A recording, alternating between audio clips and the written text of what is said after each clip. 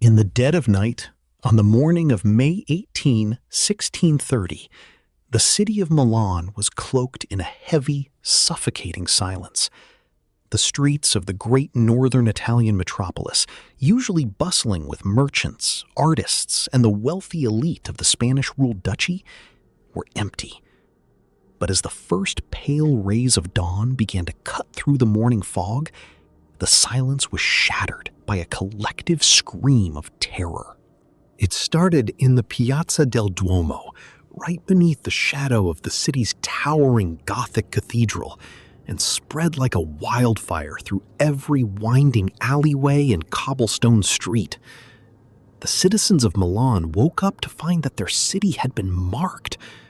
Overnight, an invisible hand had walked through the dark, leaving grotesque, wet, oily streaks across the stone walls of houses, the wooden doors of palaces, and the sacred entryways of churches. The substance was a sickly, yellowish-green grime that seemed to stain the very stone itself. To a modern observer, it might have looked like a bizarre act of vandalism.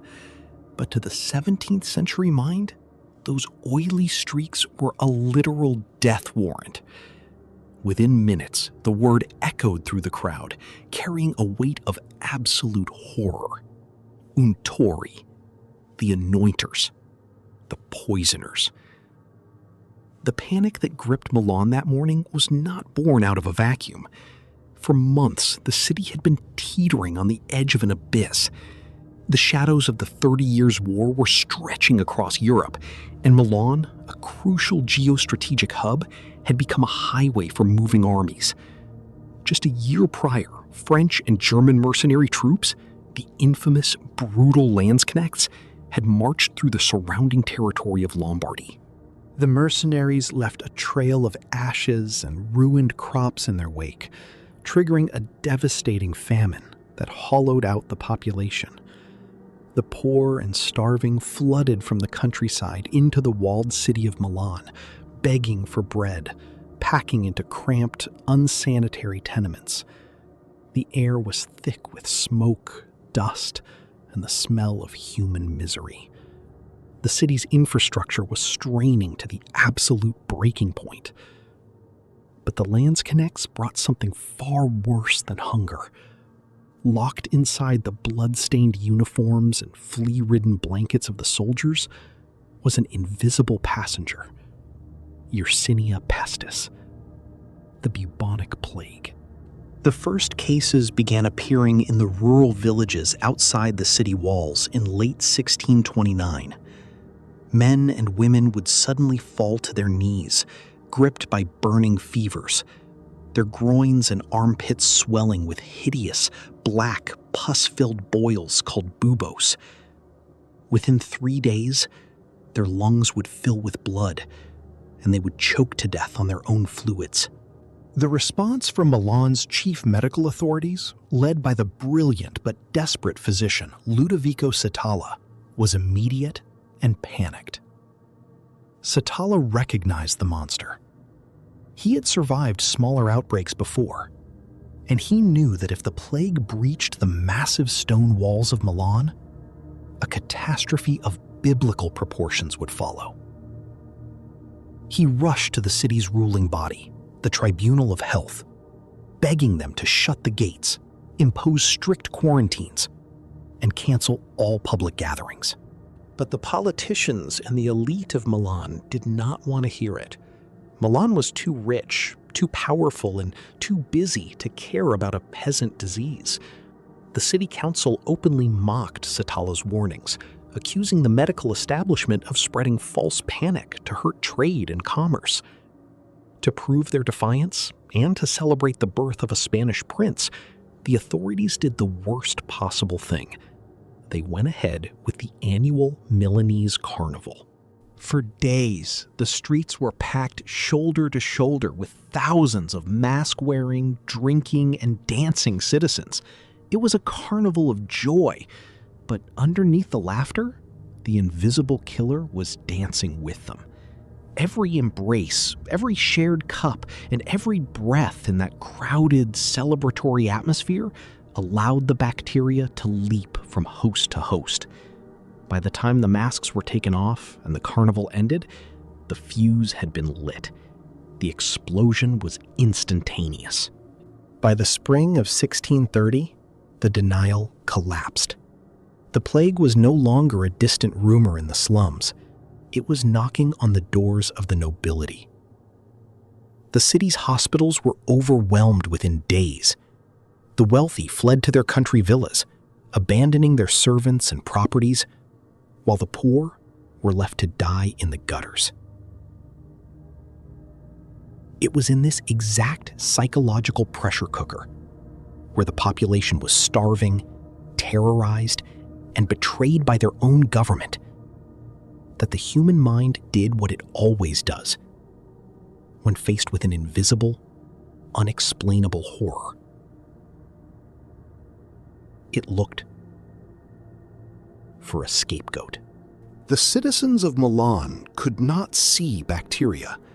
They could not understand the biology of a flea bite. To them, it made no sense that a healthy man could wake up feeling fine and be a corpse by nightfall, unless someone, somewhere, was doing this on purpose. They refused to believe that nature could be so randomly cruel. There had to be a malicious intelligence behind the slaughter. There had to be a face to the enemy.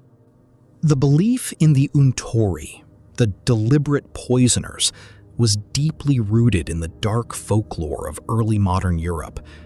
It was whispered that an international cabal of witches, French heretics, and political enemies had manufactured a weaponized chemical compound, an ointment brewed from the fat of executed criminals, the venom of starved toads, and the fluids of plague victims. It was believed that anyone who touched this oily residue would instantly contract the plague and die. When the citizens woke up on that fateful May morning to find the mysterious yellow streaks smeared across their city, the collective consciousness of Milan simply snapped. The collective panic attack transformed into a hyper-aggressive, paranoid mania. The Tribunal of Health, desperate to cover up their own catastrophic failure to quarantine the city early on, leaned heavily into the conspiracy. They declared a state of emergency and announced a massive reward for anyone who could capture an Untori, dead or alive. The hunt was on. The narrow streets of Milan were no longer just a breeding ground for disease. They became a labyrinth of absolute terror, where a single misunderstood gesture, a sideways glance, or an unfamiliar face could result in a public execution on the spot. Milan had become an open-air asylum, and the madness was about to claim its first, completely innocent victims. By the end of May 1630, the thin veneer of civilization in Milan had completely dissolved. The plague was no longer just an epidemic. It was a total societal collapse. The city streets had turned into a hellscape that defied human imagination. The air was heavy with the putrid, sweet smell of rotting flesh and the thick, black smoke of pitch fires burning on street corners, lit in a desperate, futile attempt to purify the air. The only consistent sound echoing through the cobblestone alleys was the relentless, heavy rattle of wooden carts pulled by the Manati. The Manati were the untouchables of the plague era. They were mostly condemned criminals, prisoners, and desperate beggars who were forced into public service because they had either survived the plague and possessed immunity, or because they were deemed completely expendable by the state. They wore coarse, grease-soaked canvas clothing, often with small brass bells tied to their ankles to warn healthy citizens of their approach. Their job was simple and brutal: clear the dead. They patrolled the city day and night, kicking open doors, dragging bloated, blackened corpses out of family homes, and stacking them high on open wooden wagons like cords of firewood. If a family could not afford to pay the Menotti a bribe, their relative's body would be thrown out of a second-story window, directly into the mud below. The destination for all these carts was the Lazaretto of Milan. The Lazaretto was a gargantuan, terrifying quarantine fortress situated just outside the northeastern walls of the city. It was a massive, hollow square built of brick, surrounded by a deep moat filled with stagnant water. Inside this architectural prison were nearly 300 small, damp stone cells, each equipped with nothing but a straw mattress and a single barred window. Originally designed to hold around 2,000 people, by the summer of 1630, the Lazaretto had become an open-air warehouse for the dying, packed with over 16,000 desperate citizens. It was a city within a city, governed by its own laws of survival. Entire families were crammed into single cells, living and dying alongside their own waste. There were not enough doctors, not enough priests, and not enough water. The central courtyard was a vast sea of makeshift tents, where thousands of delirious, fever-ridden people wandered aimlessly, naked, screaming at the sky, or clutching their ruptured buboes in agony. The dead were buried in massive, shallow trenches right in the center of the compound, covered in quicklime. The stench could be smelled from miles away.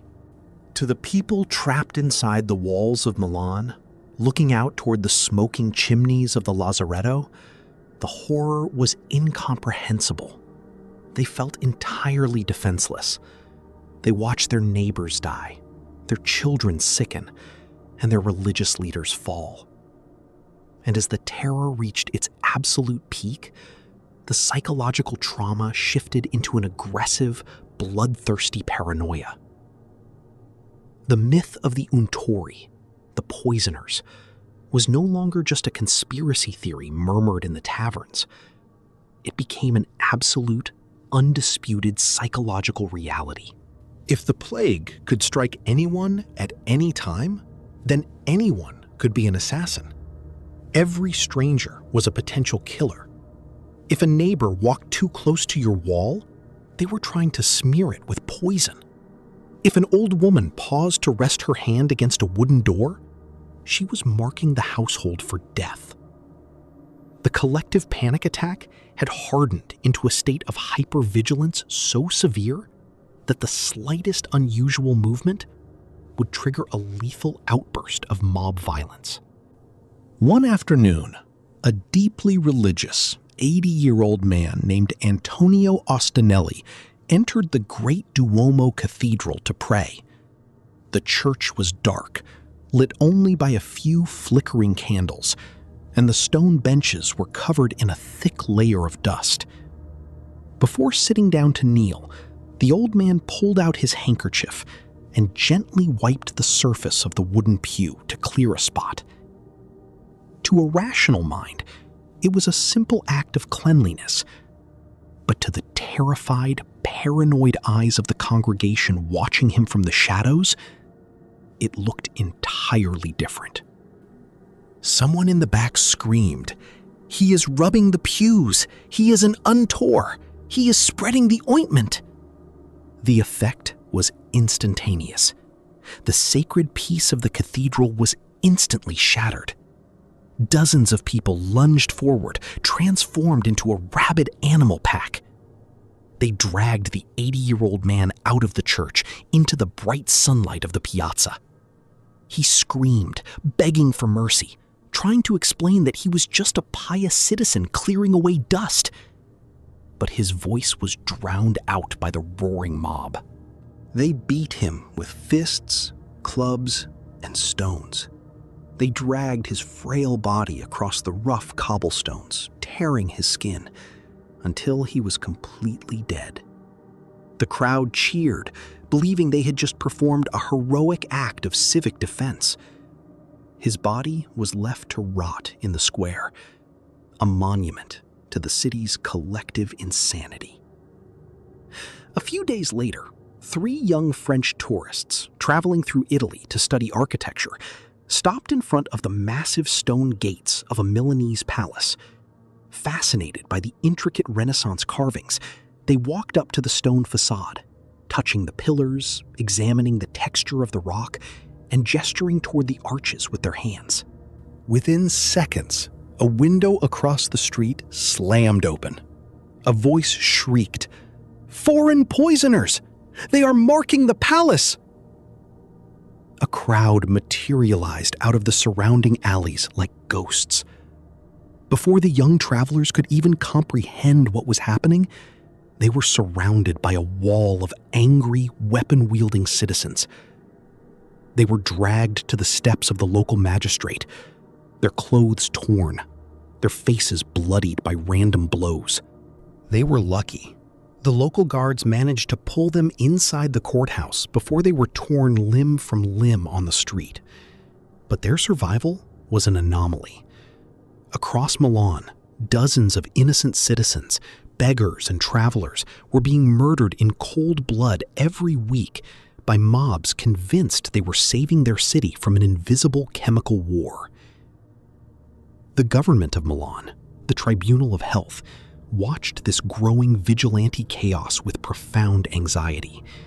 They didn't care about the innocent people being beaten to death on the streets, but they cared deeply about losing control of the population.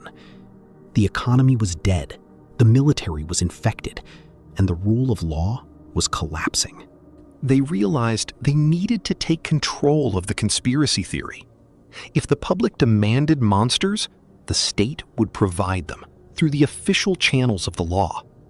The judges and prosecutors of Milan decided that they would find the leaders of this imaginary poisoning cabal, put them on trial, and execute them with such spectacular brutality that the public's thirst for blood would finally be satisfied. They didn't have to wait long for a suspect, because on a rainy morning in June, a paranoid, lonely woman staring out of her window would give the state exactly what it was looking for. A thread that the inquisitors could pull to unravel a conspiracy that existed only in their shattered, terrified imaginations. On the wet, gloomy morning of June 21st, 1630, a woman named Caterina Rosa stood by her second-story window, looking out over the narrow, rain-slicked alleyway of Via Vedra. Caterina was a product of her time, malnourished, deeply superstitious, and half mad with fear from the mounting bodies piling up outside her door. As she stared into the mist, she noticed a solitary figure walking down the street. It was Guglielmo Piazza, a public health inspector. His job was to walk the streets of Milan, note down infected houses, and report where the Minotti needed to collect bodies. Because it was raining, Piazza was walking close to the walls, occasionally dragging his fingers along the stone buildings to balance himself on the slippery, uneven cobblestones. In his left hand, he held a small inkwell and a piece of paper to write his notes.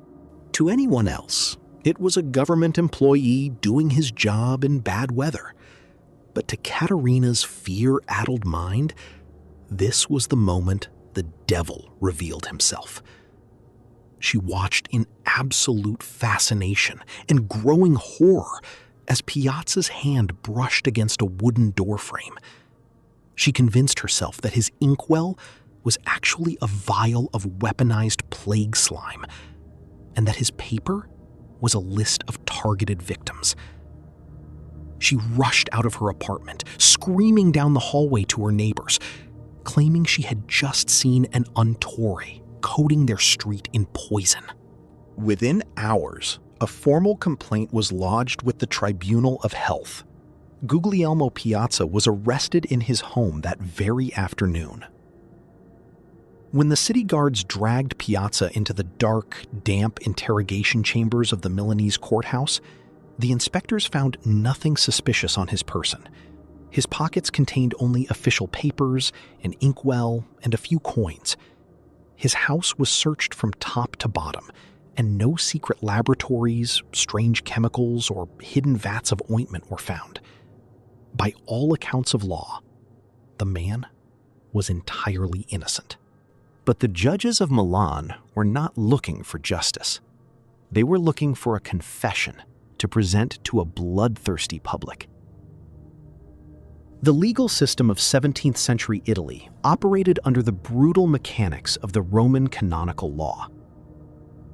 Under this framework, circumstantial evidence was not enough to convict someone of a capital crime.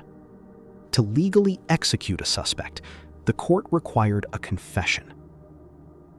And to extract that confession, the state had an officially sanctioned tool: judicial torture. The judges began with the cordus, the strappado. The guards tied Piazza's hands behind his back, secured a heavy rope to his wrists, and hoisted him up into the air via a pulley attached to the high ceiling. Piazza hung there, his entire body weight suspended by his backwards twisted arms. Then, the guards let the rope drop, stopping it abruptly just inches before his feet touched the stone floor. The sudden jerk violently dislocated Piazza's shoulders from their sockets, tearing the muscles and ligaments in his upper body. He shrieked in agony, the echoing screams bouncing off the damp stone walls. For 2 days, Piazza endured this torture. He wept, he screamed, and he maintained his innocence. He swore by the Holy Trinity that he was a loyal civil servant, that he had merely touched the walls because the rain made the stones slippery. But the judges refused to listen.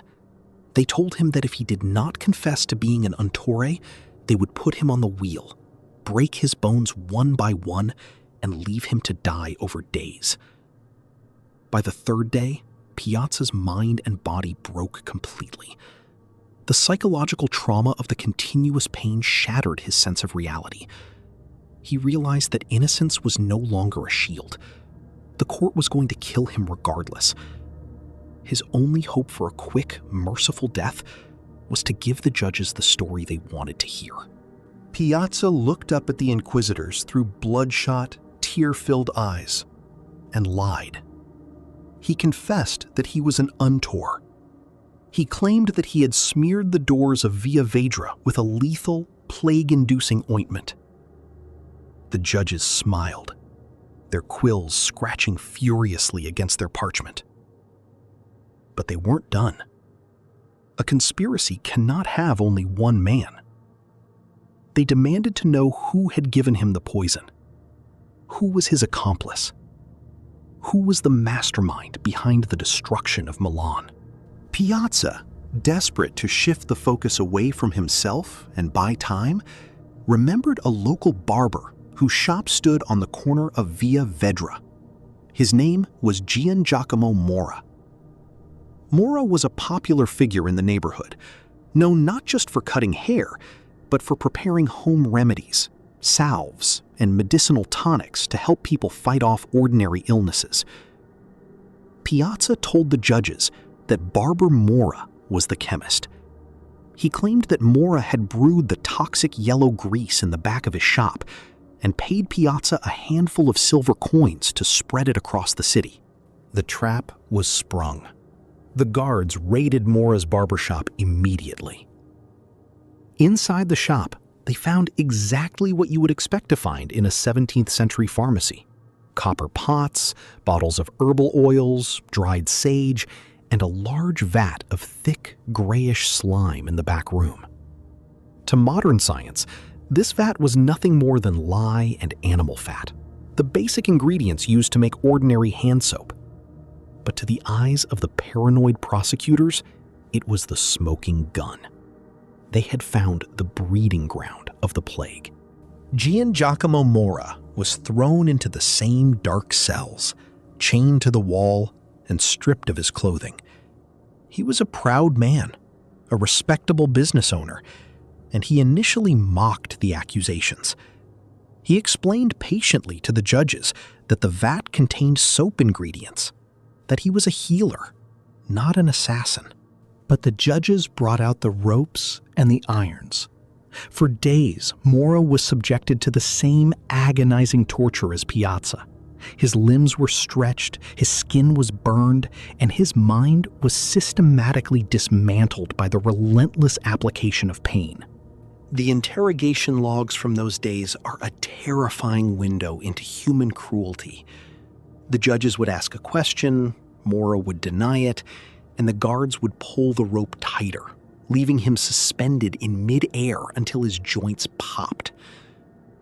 Eventually, the pain achieved its inevitable psychological goal. Mora's will collapsed into nothingness. He would have confessed to killing the Pope if it meant the torture would stop for 5 minutes.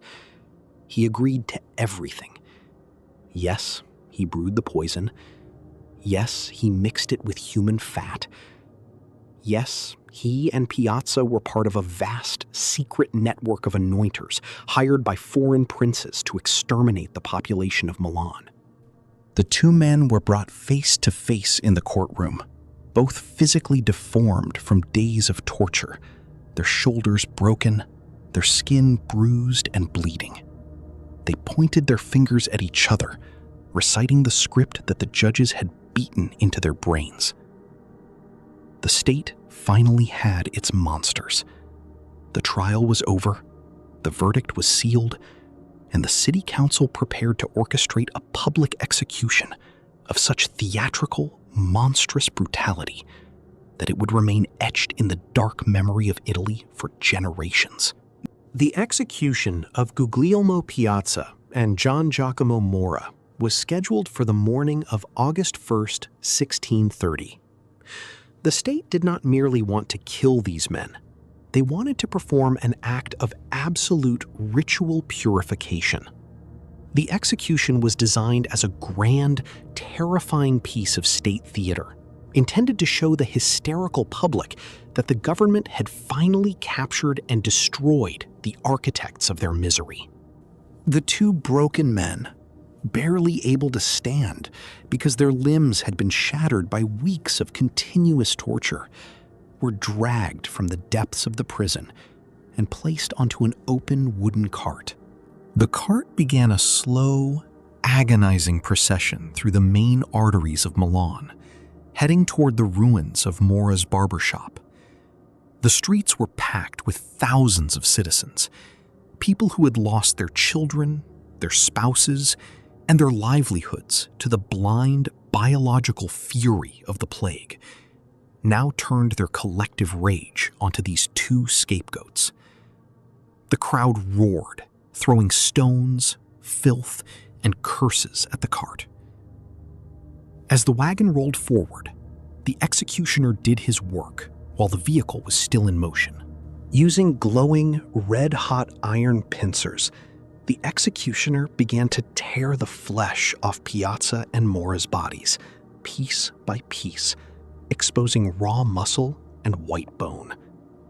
The screams of the condemned men were swallowed by the deafening cheers of the crowd.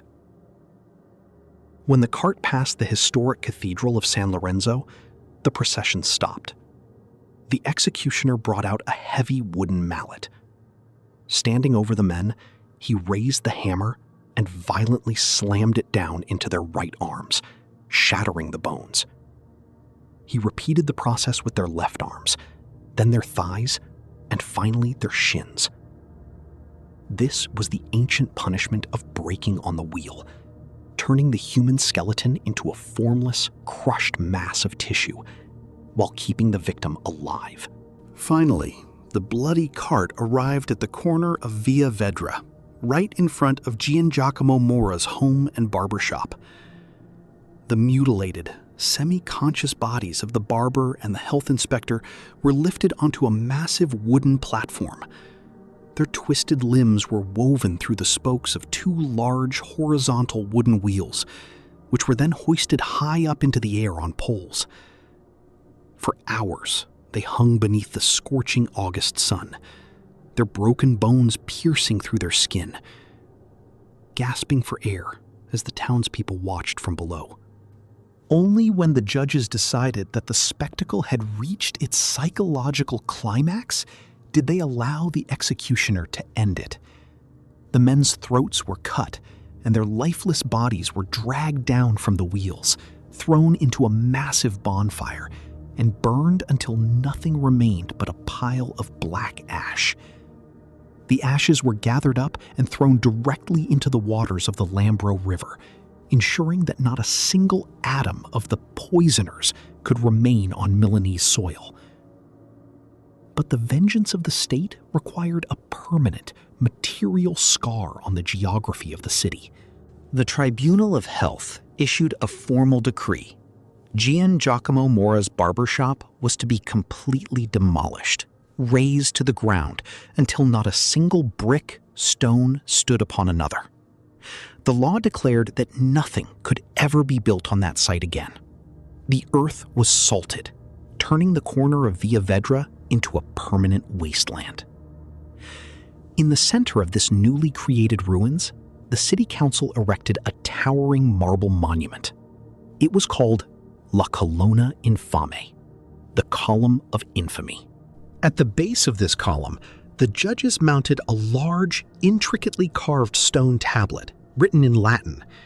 The inscription detailed the crimes of Piazza and Mora, describing them as monstrous, subhuman assassins who had engineered the destruction of Milan with their toxic ointments. The tablet warned future generations never to show mercy to such men, and celebrated the judges as heroic defenders of the public good. For 144 years, that marble pillar stood in the heart of Milan. It became a famous landmark, a tourist attraction, and a symbol of civic justice. Mothers would take their children to the column, point at the Latin inscription, and tell them the terrifying story of the day the poisoners tried to kill the city. The population truly believed that the monument was a testament to the triumph of law over evil.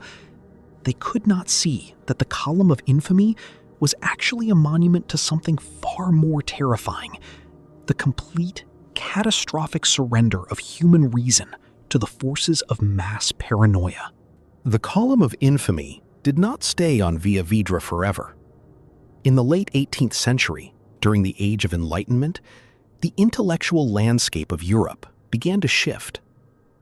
Thinkers and legal scholars began to look back at the historical records of the 1630 trial with a sense of profound horror. In 1778, the column was quietly torn down by order of the authorities, and the stone tablet was hidden away in an archive, as the city realized that the monument did not celebrate justice. It celebrated a historic mass murder committed by the state. Decades later, the famous Italian novelist and historian Alessandro Manzoni conducted a groundbreaking, exhaustive investigation into the surviving transcripts of the 1630 trial. His resulting work, Storia della Colonna Infame, The History of the Column of Infamy, dismantled the entire narrative of the prosecutors. Manzoni proved what modern science already knows. Guglielmo Piazza and Gian Giacomo Mora were entirely innocent. There was no secret ointment. There was no international conspiracy. There was only an invisible, biological bacterium traveling via fleas and rats, entirely indifferent to the actions of the human beings it was killing. So why did it happen? Why did educated judges, brilliant physicians, and thousands of ordinary citizens look at a man wiping dust off a church bench or a public servant touching a wall and see a mass murderer? The answer lies in a deeply rooted, terrifying defense mechanism built into the architecture of the human brain. Psychologists know that the human mind possesses an evolutionary aversion to chaos. We are pattern-seeking creatures. When we are faced with a catastrophic, life-threatening event that is completely random and invisible, like a blind pandemic, it triggers an unbearable level of existential dread. If a child dies from a flea bite, it means the world is indifferent, chaotic, and unsafe. It means that we have no control over our own survival. To escape this agonizing psychological realization, the human brain will choose a bizarre, irrational alternative. It will invent a human enemy. To the 17th century citizens of Milan, it was psychologically easier to believe in a vast, malicious conspiracy of Untori than to accept that they were being slaughtered by a microscopic entity they could not see or understand. A conspiracy theory, no matter how terrifying, provides comfort. Because if the plague is caused by wicked men smearing grease on doors, it means the world still makes sense. It means there is a cause and an effect. And most importantly, it means there is someone you can catch, someone you can torture, and someone you can burn to fix the problem. Paranoia provides an illusion of control. It converts a paralyzing, passive fear of the unknown into an active, aggressive anger that can be directed at a target. The judges who ordered the torture of Piazza and Mora were not necessarily evil, cackling sadists. They were men whose own minds had been completely unhinged by the trauma of the epidemic. They were trapped in a feedback loop of confirmation bias. Once they believed the conspiracy was real, every piece of ordinary reality was warped to fit the narrative. Lye and fat for making soap became chemical weapons. A hand balancing on a rainy wall became an act of biological warfare. The story of Milan in 1630 reveals a profound, unsettling truth about human nature. When a population is subjected to extreme, prolonged trauma, starvation, and a complete breakdown of trust in their leaders, the collective nervous system will eventually fracture. The biological plague of the body will inevitably trigger a psychological plague of the mind. And once that mental infection takes hold, it behaves exactly like a biological virus, spreading from person to person, warping perception, disabling empathy, and transforming an entire civilization into a single, ravenous, blood-seeking organism. The Great Plague of Milan finally subsided in the winter of 1631, leaving behind a scarred, hollowed-out husk of a city. Out of a population of roughly 130,000 citizens, over 60,000 were dead. More than half the city had been swept into the shallow trenches of the Lazaretto, or burned to ashes. It took generations for Lombardy to economically and socially recover from the devastation. Today, we look back at the tragedy of 1630 with a sense of comfortable, modern superiority. We live in an era of advanced microbiology, digital communication, and institutionalized law. We know what bacteria looks like under a microscope. We understand how viruses spread, we have vaccines, and we tell ourselves that the era of the Untori, the hunt for imaginary poisoners, is a relic of an ignorant, superstitious past. But we are forgetting that while our technology has changed, our biology has not. The core wiring of our brains, our fundamental vulnerability to existential terror, and our deeply ingrained desire to find a scapegoat in times of crisis are identical to those of the panicked mobs who beat an old man to death in the Piazza del Duomo 500 years ago. Whenever a modern society faces an unprecedented, invisible threat, whether it is a novel global pandemic, a sudden economic collapse, or a digital war of misinformation, the old ghosts of Milan immediately begin to stir in the shadows of our collective consciousness. The algorithms of our hyper-connected digital world have replaced the narrow mud streets of Via Vedra, but they serve the exact same purpose. They are conduits for the rapid, exponential spread of behavioral contagion. Today, An invisible hand doesn't need to smear yellow grease on a physical door to trigger a mass panic. They only need to drop a single, weaponized, paranoid idea into a social media feed. Within minutes, the modern Untori are named. The target is locked. The digital mob materializes, ready to destroy livelihoods, dox innocents, and alienate their own neighbors, entirely convinced that they are performing an act of noble civic defense. The story of Milan in 1630 is not a historical curiosity. It is a permanent, urgent warning. It reminds us that civilization is a fragile construct, a thin sheet of glass resting over a volatile ocean of primal fear. When the lights go out, when the systems fail, and when the bodies begin to pile up, the true enemy is rarely the biological threat knocking on the front door. The true enemy is the monster that wakes up inside our own minds when we allow our fear to outpace our humanity. We must look into the mirror of history and ask ourselves a deeply uncomfortable question. If your world collapsed tomorrow, if your security vanished, and the drums of panic began to beat on your street, who would you be? Would you be the voice of reason, trying to hold the line?